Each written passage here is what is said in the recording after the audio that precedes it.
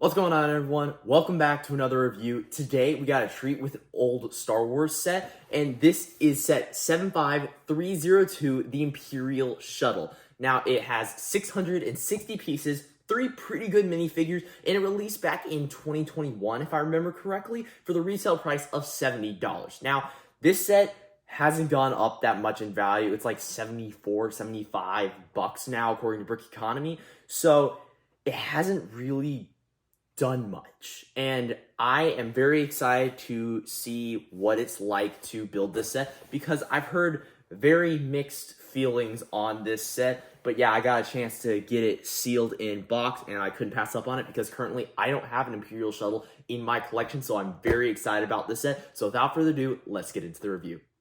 Taking a look at the front of the box, you can see the ship looks very nice with the space background. Along the bottom, you can see we have 2 TIE fighters in the distance, a massive explosion to the side, as well as the second Death Star, as well as some lasers being fired.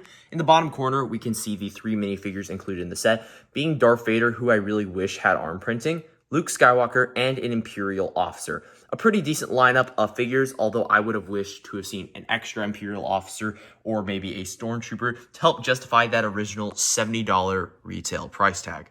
The ship really presents itself nicely on the box with the stark white box art and the ship popping really nicely with that all dark background. Taking a look at the back of the box, we can see the Imperial Shuttle displayed in landed position with the minifigures around the bottom inside a Imperial hangar.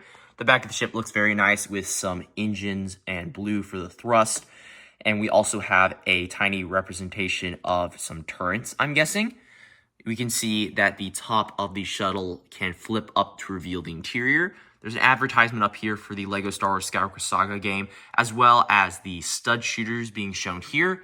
The wings can fold up, it looks like, as well as a removable cockpit windshield section to be able to access more interior. And all in all, I'm very excited to get building on this set. So let's take a look at the finished product right now.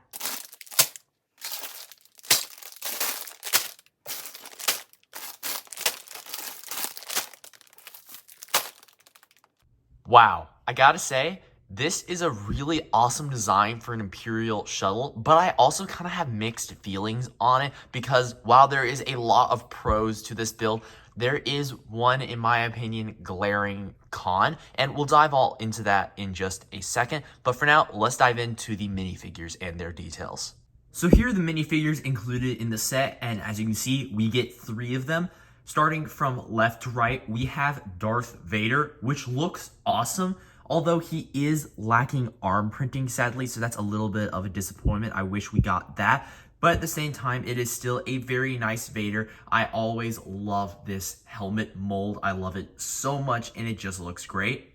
And he also features the typical Darth Vader, Anakin, burned look face underneath his main helmet. Very nice figure. Next, we have Luke Skywalker, the sole rebel hero included in this set, and it is the typical Luke Skywalker minifigure that we got for several years before the recent update of the hairpiece included in the Desert Skiff and the Emperor's Throne Room.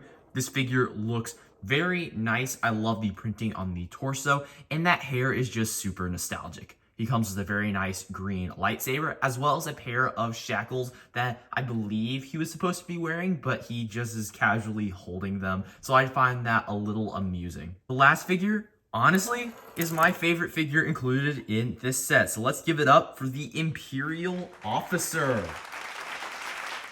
Jokes aside though, this is a very nice minifigure, great printing on the legs as well as the torso. He probably could have used some arm printing, but he doesn't really suffer from the lack of it. Much like Darth Vader actually, I feel like, needs the arm printing. He does not.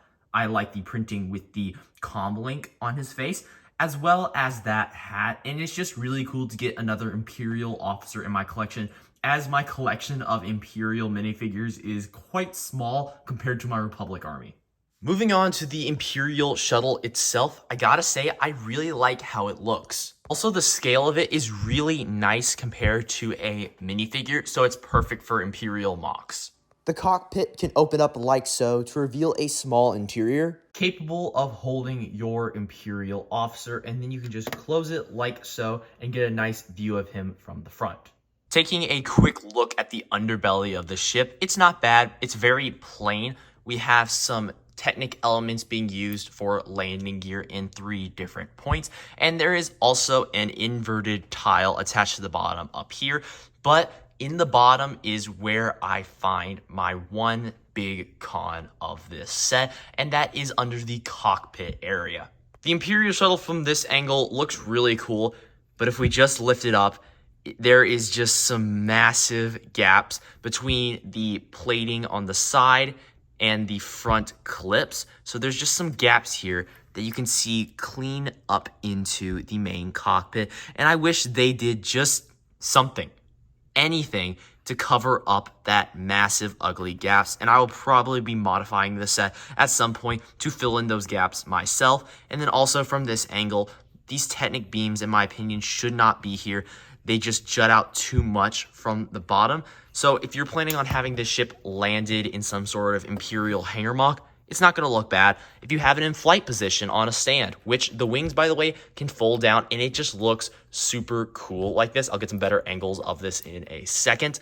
But if you're doing any of that, it doesn't look too bad. But if you're up close and eyeing it, it just kind of looks off. So that is my one con of this set. But overall, this set looks really good with the exception of that. The back of the ship looks really nice. It's nice and tiled off using various cheese slopes and various slopes in general. And there's also some large translucent light blue tiles used for that engine thrust, and it really pops amidst all that white.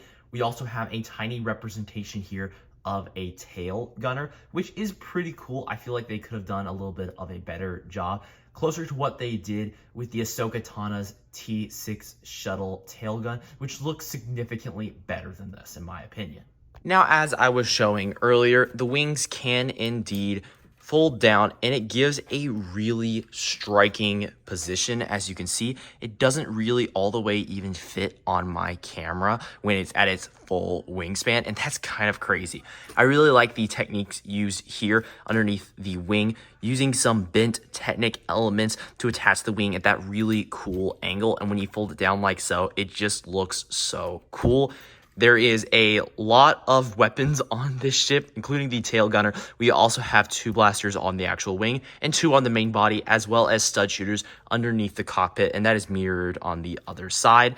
I like this dish element used here to kind of frame in these blasters, and they use some really cool attachment elements using some Technic elements to attach these rounded sections, and then these ratcheting clips or connection points. I don't know what they're actually called, but you can ratchet it like so, and the wings will stay in place however you want. So if you're shaking it, it's not really going to move. If you push it, though, it will stay exactly where you place it. So that is a very nice function.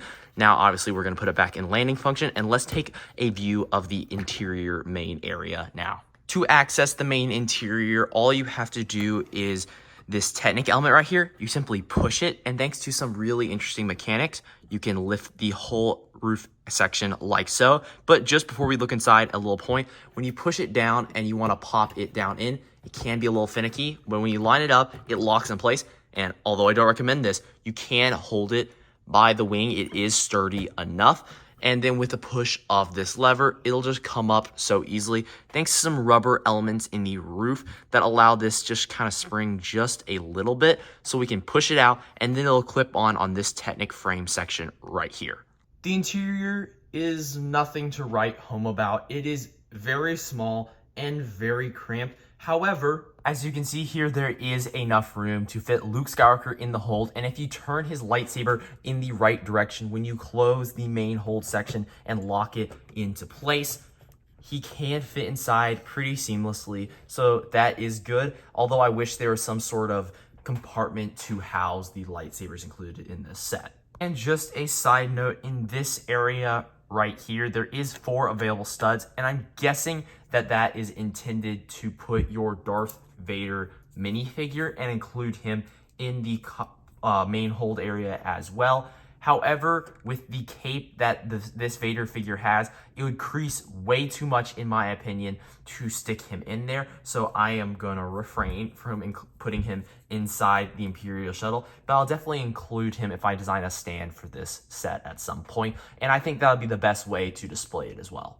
One last thing that I want to point out is that this set comes with absolutely no stickers. So this one element, which is really the only detail piece included in this set, is actually a printed element, and that just makes me so happy. I wish they kept doing that with other play sets nowadays, but I just thought it was cool to note that the one detailed element or printed element, sticker needed element in the set, they actually went the extra mile and printed the details, which is just super cool. So, do I recommend this set? I would say if you need Imperial Shuttle for your collection or maybe a mock, this is a really good set. Although, if it's for a mock, I would highly recommend fixing those gaps underneath the ship somehow with your own personal minor modifications. But this set as a whole, it is in a really good scale for mocks. As you can see on the screen now, it fits pretty good in scale with minifigures. It's not too big, it's not too small, so I think it's really a perfect size for an Imperial Shuttle playset. However, if you're looking for a little more bang for your buck when it comes to minifigures or detail levels, I would say the Imperial Shuttle Tigerium, an earlier version of this set, is still its play scale-ish size. I would say that would probably be a better set. I've heard a lot more good things about that one than this one. However, I still am a fan of this set, so take that as you will. I still think it is a pretty cool set. Well, there you go. This has been my review of the LEGO Star Wars Imperial Shuttle. If you guys enjoyed this video, please remember to like and subscribe and comment below your thoughts on this review and this set. And if you want to check out some more awesome content, it should be popping up on your screen now. So you can click on any one of these videos and I'll see you guys over there. Farewell.